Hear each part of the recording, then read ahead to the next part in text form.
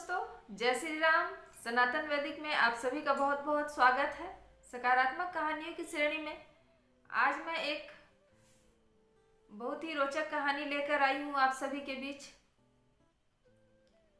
किसी गांव में एक मजदूर रहता था।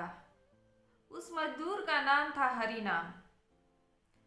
हरिनाम बहुत ही दयालु, कर्मठ और अपनी मेहनत पर भरोसा करने वाला इंसान था।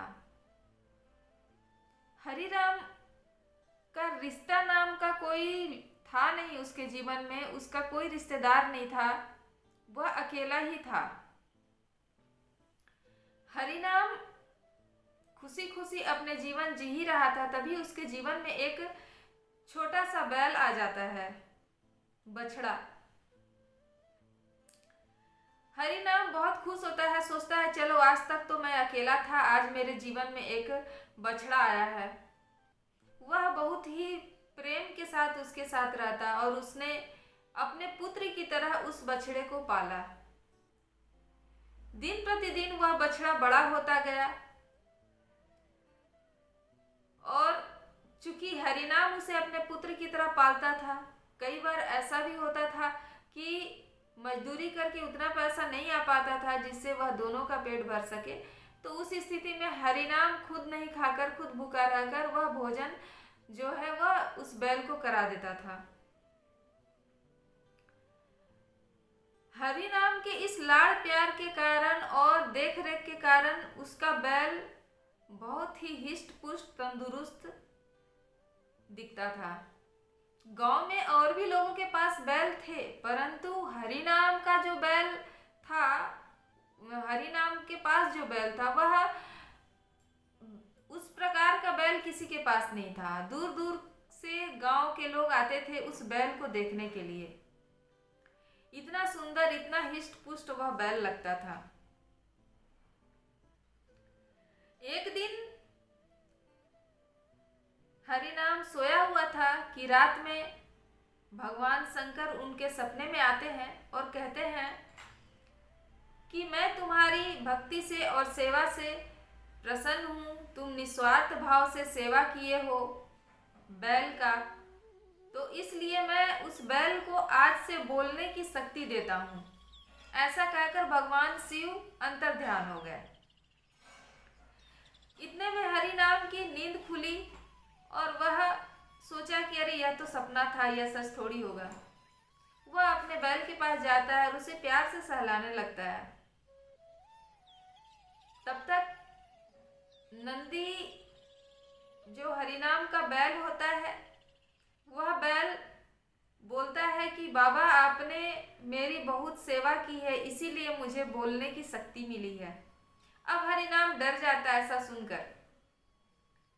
फिर थोड़ी देर रुक कर वह सोचता है नहीं हो सकता है कि जो मैंने स्वप्न देखा वह सही हो।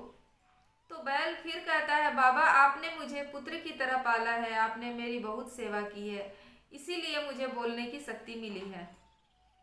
अब हरिनाम खुश हो जाता है और खुशी खुशी मजदूरी करता है। प्रतिदिन वह जाता है, दिन भर की मजदूरी करता है। चूँकि उस समय में मजदूरी के बाद में 2 वक्त की रोटी मिलती थी, तो मजदूरी करने के बाद शाम को जब भोजन मिलता है तब जितना मिलता है उतने में ही दोनों खा लेते हैं। एक दिन ऐसा हुआ कि दिन भर मजदूरी के बाद भी हरिनाम को भोजन के रूप में ज़्यादा कुछ नहीं मिला, तो हरिनाम ने उस बैल को खिला दिया और खुद नहीं खाया। ऐसा देखने से उस बैल को बहुत बुरा लगता था कि बाबा मुझे खिला देते हैं, खुद भूखे रहते हैं। तो एक दिन बैल ने कहा कि बाबा आप मेरे लिए बहुत कुछ करते हैं, आप एक काम करिए, आप इस नगर के बड़े सेठ के यहाँ जाइए और उनसे कहिए कि मैं 100 गाड़ियों को अकेला खींच सकता हूँ। हरिनाम ने कहा कि वक्त ऐसा थोड़ी होता है, नहीं नहीं ऐसा नहीं होता है, मैं तुम्हें ऐसा नहीं करने दूंगा। चूंकि हरिनाम अब उसको प्यार से नंदी बुलाते थे, तो उसने कहा नहीं नंदी तुम समझते नहीं हो, तुम नहीं सकोगे, तुम छोटे हो, अब नंदी ने कहा कि नहीं, मैं कर सकता हूँ, आप सिर्फ जाकर बोले तो हरिनाम जाकर सेठ को बोलता है, सेठ के सामने जाकर बोलता है यह कि मेरा बैल 100 गाड़ियां अकेले खींच सकता है। अगर मेरा बैल 100 गाड़ियां अकेले खींचेगा तो आपको उसके बदले में 1000 मोहरे सोने के मुझे देने होंगे। सेठ हंस पड़ता है और कहता है कि ऐसा थोड़ी होता है, तुम मूर्ख हो, तुम्हारी बुद्धि खराब हो गई है। खैर कोई बात नहीं, शर्त मुझे मंजूर है और मैं तैयार हूं। तो एक दिन निश्चित होता है कि इस दिन मेरे इतने सारे जो गाड़ियां हैं उनको तुम्हारे बैलों को खींचना पड़ेगा। अब जब शर्त का दिन और समय निश्चित हो जाता है तो हरिनाम को थोड़ा सा बुरा लगता है। वह सोचता है कहाँ मैं फंस गया, कितना अच्छा मेरी जीवन अकेला बीत रहा था, इस बैल के कहने से मैंने शर्त का दिन रख दिया। क्योंकि हरिनाम को अड़ोस पड़ोस गांव वाले सभी मजाक उड़ाने लगे थे, कहने लगे थे कि ये पागल हो गया, इससे कुछ नहीं होगा, ये ऐसे उल्टा पुट पटांग बातें करता है।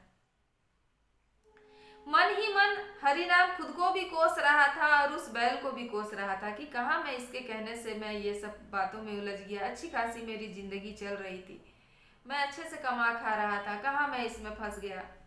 अभी तो अगर मैं शर्त हार जाऊंगा तो बदले में मुझे अपनी झोपड़ी भी बेचने पड़ जाएगी। ऐसा सोचते सोचते दिन भी आ गया, समय भी आ गया। अब हरिनाम अपने बैल को लेकर चला। जब हरिनाम बैल को लेकर वहां पहुंचता है तो देखता है कि बहुत सारे गांव के लोग वहां इकट्ठा हुए हैं। वहां पे वह सेठ जी भी हैं और 100 गाड़ियां भी हैं। अब हरिनाम और ज्यादा कोसने लगता है अपने नंदी को, कहता है कि कहाँ मैं इसके बातों में आ गया, फंस गया, कितना अच्छा मेरा जिंदगी चल रहा था, मैं इनके बातों में आकर मैं बेइज्जती भी होऊंगा और साथ में मेरी झोपड़ी भी चली जाएगी जिसमें मैं रहता था शांति से। अब ऐसा सोचकर 100 गाड़ियां की लरी लगी हुई थी और सारी गाड़ियों का भार उस नंदी के कंधे पे दियाता है और उस पर हरिनाम को बैठने के लिए कहा जाता है कि आप हाँकिए इसे।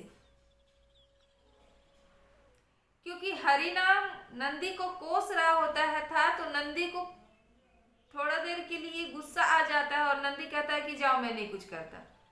तो नंदी एक कदम भी आगे नहीं बढ़ता है और इस तरह वह शर्त हार जाता है। हरिनाम के शर्त हारने से उसकी झोपड़ी और सारा चीज चला जाता है। अब वे लोग रोड पर आ जाते हैं, उनके पास रहने के लिए अब घर भी नहीं होता है। एक दिन हरिनाम अपने बैल के साथ एक मंदिर के पास में खड़ा था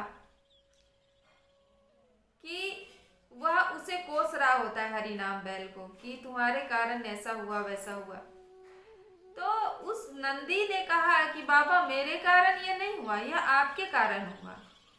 तो हरिनाम कहते कि मेरे कारण कैसे हुआ? तो नंदी कहते हैं कि आप ही के कारण तो हुआ ना, आप मुझे कोसते नहीं तो ये होता नहीं। आप मुझे बिना मतलब का कोसने लगे तो मुझे भी गुस्सा आ गया, मैंने भी सोचा कि जाओ मैं नहीं कुछ करता। और आपकी सेवा और भक्ति के कारण ही भगवान ने मुझे बोलने की शक्ति दी है, तो आप यह क्यों भूल जाते हैं? अब हरिनाम को अपनी गलती का एहसास हो चुका था। अब नंदी कहते हैं कि आप जाइए और फिर से सेठ को कहिए, फिर से शर्त रखिए, मैं 100 गाड़ियां जरूर खींचूंगा। अब हरिनाम फिर से सेठ के पास जाता है और फिर से वही शर्त रखता है। सेठ कहता है तुम पागल हो चुका है। हरिनाम कहते हैं एक बार कह लीजिए ना सेठ जी, एक बार तो अंतिम बार कह रहा हूं, एक बार आप मेरे साथ इस शर्त को मंजूर कर लीजिए। सेठ कहता है चलो ठीक है, एक बार ही तो है।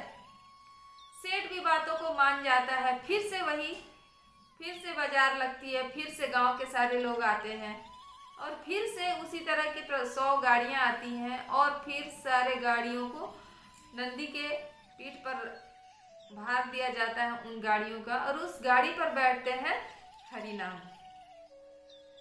क्योंकि अब हरिनाम उसे नंदी के पीठ पर प्रेम से उनके पीठों को सहलाते हैं और कहते हैं अब चलिए।